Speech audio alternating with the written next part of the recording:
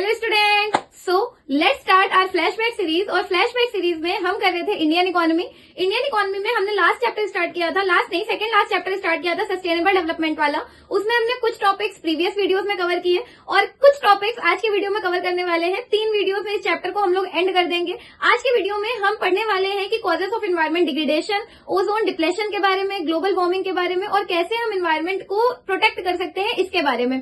तो चलिए ज्यादा टाइम वेस्ट नहीं करते हैं और वीडियो शुरू करते हैं। आ जाइए, चलिए देखते हैं हम लोग कॉजेस ऑफ एनवायरमेंटल डिग्रेडेशन। ये जो हमारा एनवायरनमेंट है जो इतनी तेजी से खराब हो रहा है, उसके क्या क्या रीजंस हैं, क्या क्या कारण हैं जिसकी वजह से हमारा एनवायरनमेंट बहुत तेजी से डिग्रेडेट हो रहा है। तो फर्स्ट इज रैपिड इंडस्ट्रियलाइजेशन। हम जितना ज्यादा इंडस्ट्रियलाइजेशन करेंगे, पहले तो ये समझ लेते हैं कि इंडस्ट्रियलाइजेशन होता क्या है। इंडस्ट्रियलाइजेशन का मतलब है ज्यादा से ज्यादा इंडस्ट्रीज सेटअप करना। तो अगर हम बहुत सारी इंडस्ट्रीज लगाएंगे तो नॉर्मल सी बात है कि हमारा एनवायरनमेंट पॉल्यूट होगा, क्योंकि इंडस्ट्रीज से जो वेस्ट निकलता है वो एनवायरनमेंट को पॉल्यूट करता है। तो अगर रैपिड इंडस्ट्रियलाइजेशन, जिस हिसाब से हमारी कंट्री में इंडस्ट्रियलाइजेशन हो रहा है, या हमारी कंट्री में नहीं कहीं पर भी अगर इंडस्ट्रियलाइजेशन बहुत तेजी से हो रहा है, तो नॉर्मल सी बात है कि उस कंट्री में जो एनवायरनमेंट है वो टाइम के साथ साथ पॉल्यूट होता जाएगा, खराब होता जाएगा। तो एनवायरनमेंट डिग्रेडेशन का एक मेजर रीजन है रैपिड इंडस्ट्रियलाइजेशन। नेक्स्ट हम लोग देखते हैं, नेक्स्ट इज अर्बनाइजेशन। अब अर्बनाइजेशन क्या हो रहा है कि जो विलेज एरिया के, जो रूरल एरिया के लोग हैं, वो भी बेटर लिविंग स्टैंडर्ड्स के सर्च में और बेटर जॉब अपॉर्चुनिटीज की सर्च में, बेटर एजुकेशन की सर्च में अर्बन एरियाज में शिफ्ट हो रहे हैं। तो वो जब अर्बन एरियाज में शिफ्ट हो रहे हैं तो सिटीज में प्रेशर बढ़ रहा है, जिसकी वजह से अब वो वहां पे रहेंगे तो नॉर्मल सी बात है कि वो चीजें यूज करेंगे जिससे हमारा एनवायरनमेंट खराब हो सकता है, क्योंकि वो एक प्रेशर ज्यादा पड़ रहा है उस जगह पर।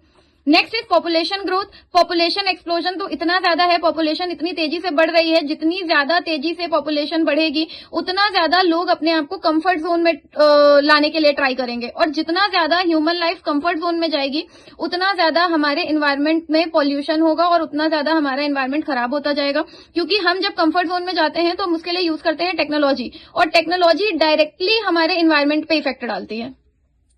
Next is wide spread poverty. Poverty इतनी ज्यादा है, गरीबी इतनी ज्यादा है, जिसकी वजह से एनवायरनमेंट खराब हो रहा है। लिविंग स्टैंडर्ड अच्छा नहीं है, लोगों के पास प्रॉपर एजुकेशन नहीं है। Due to lack of knowledge, education, उतना अच्छे से चीजें नहीं कर पा रहे हैं जितना बेटर वे में करना चाहिए। तो वाइड स्प्रेड पॉवर्टी है, जिसकी वजह से हमारा एनवायरनमेंट टाइम के साथ साथ खराब होता जा रहा है। लास्ट है मल्टीपल ट्रांसपोर्ट व्हीकल। हमारे यहाँ इतने ज्यादा ट्रांसपोर्ट चलते हैं, इतने ज्यादा, मतलब एक इंसान बड़ी सी कार में जा रहा होता है, फॉर्च्यूनर में जा रहा होता है, क्रेटा में जा रहा होता है। क्यों? जस्ट बिकॉज कि उनके पास वो चीज है और उनको बहुत सारे लोगों को नीड होती है, बट बहुत सारे लोग सिर्फ इसलिए निकलते हैं क्योंकि उन्हें शो ऑफ करना है। उनसे पैदल नहीं चला जाता, या वो कार पूलिंग नहीं कर सकते। अगर आप सेम रूट पे जा रहे हो तो car pooling is the best. आप पब्लिक ट्रांसपोर्ट यूज करिए ताकि जो व्हीकल्स हैं वो सड़क पर कम चले और जिनसे एनवायरनमेंट हमारा बचे। सारे कॉजेस हैं एनवायरनमेंट डिग्रेडेशन के। अब हम देखते हैं ग्लोबल वार्मिंग क्या होती है। वैसे तो सबको पता है, इस चैप्टर में इतने कॉमन टॉपिक्स हैं कि आप हमेशा से पढ़ते आ रहे हैं, आपने ज्योग्राफी में पढ़ा हुआ है, तो बस खाली एक छोटा सा ब्रीफ देने की जरूरत है। तो व्हाट इज ग्लोबल वार्मिंग? तो it is the observed and projected increase in the average temperature of the earth's atmosphere and oceans.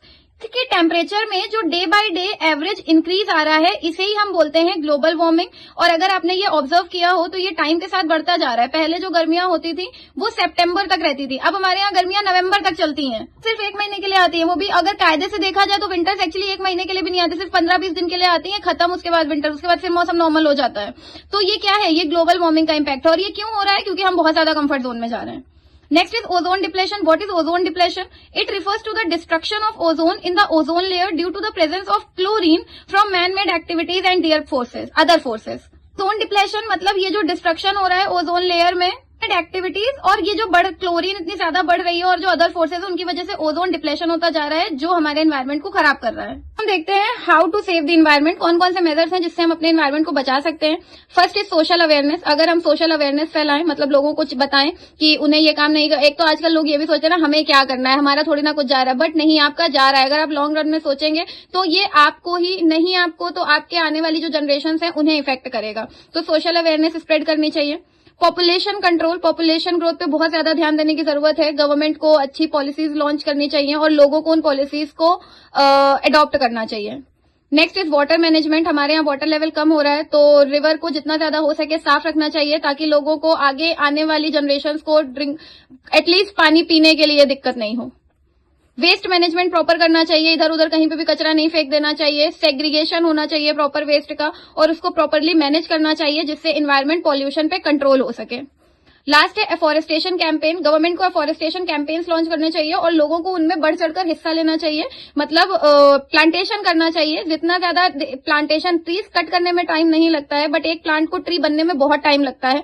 तो एफॉरेस्टेशन कैंपेन चलाना चाहिए ताकि जो हमारे आने वाली जनरेशन है उनको भी बहुत सारी ऐसी चीजें मिल सकें और वो इससे बिल्कुल ऐसे ना रह जाए कि ये क्या होता है। तो ये मेजर्स हैं टू सेव द इन्वायरमेंट।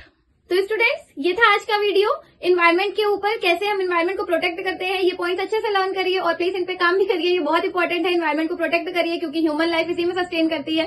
सो अगर वीडियो अच्छा लगा हो तो लाइक करिए, दोस्तों के साथ शेयर करिए और चैनल को सब्सक्राइब करके जाइए। Thank you so much.